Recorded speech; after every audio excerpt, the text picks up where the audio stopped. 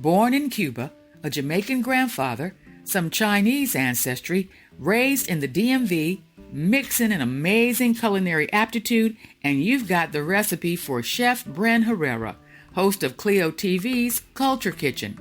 She's the first Afro-Latina to host a lifestyle cooking series on a major U.S.-based network. So the show takes you, or brings you really into my home, my kitchen, really my studio kitchen, which is my home for the time being. And I talk about my family, my friends. I take you around the world because I have spent the last 15 to 20 years traveling internationally, exploring food cultures, trying to really understand people through food, through their food ways. And then I bring all that back into my kitchen and I crank out a lot of dishes. And every chef has a story, and it's pretty much the same, whether it's a male chef or a female chef. My mama taught me how to cook.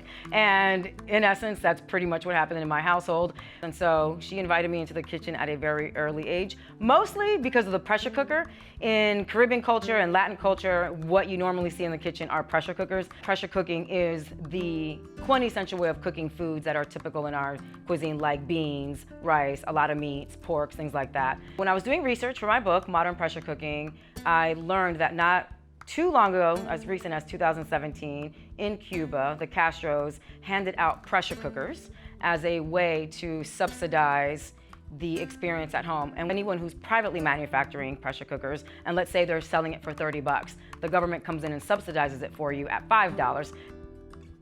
What is my favorite thing to make? I've been saying this for over a decade. I love making oxtail.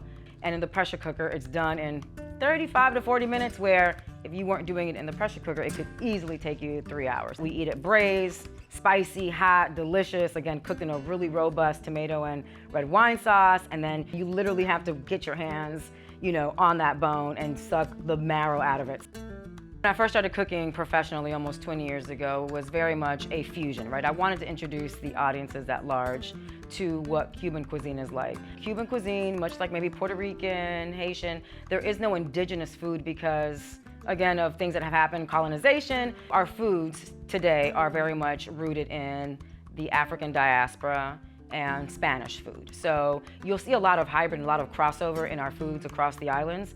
But the Cuban cuisine in general is, again, just a really good homage to the African roots.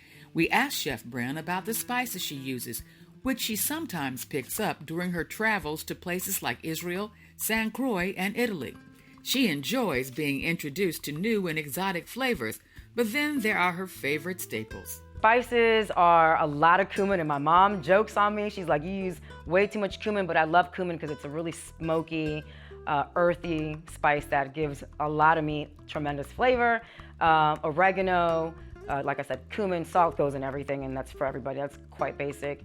I love smoked paprika. You can find that in the islands as well. Ground ginger, I know that it's very typical in Jamaican cuisine. Food is so powerful. It has a really tremendous, beautiful way of not only empowering us as a community, but also bringing people who don't have anything in common together.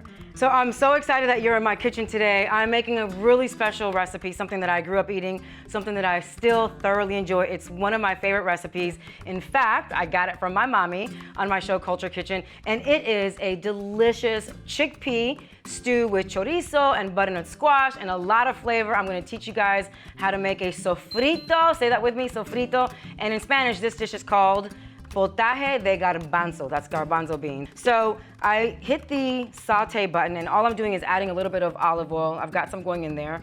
What I'm gonna do is heat the olive oil up for about 3 to 4 minutes. As soon as it gets sizzling hot, I'm gonna dump in all these veggies in here. You'll see me chop some up. I've got onion, I've got garlic, I've got green bell pepper, I've got some beautiful orange and red sweet peppers, which are just gonna give it some vibrancy, but also a nice little hint of sweetness.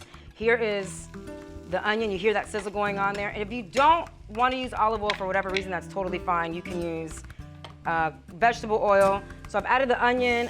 I've added now, or adding now, my peppers. I've got a combination of orange and green and red just for color. One way of knowing that your food is ready to cook or ready to go to the next step is the smell. So get to know food through smelling it and understanding what each layer is supposed to smell like. I smell nothing but goodness and a lot of garlic.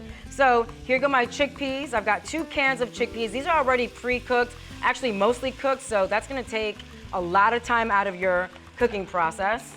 I'm gonna slide this over so you can see what these beautiful, delicious, tender, juicy filet mignon look like. When you go to the grocery store, make sure that you talk to your butcher or the person in the meat department if you don't know what you're looking for. Okay, so this is what that steak looks like, what the filet mignon looks like. It's one of my mom's favorite steaks.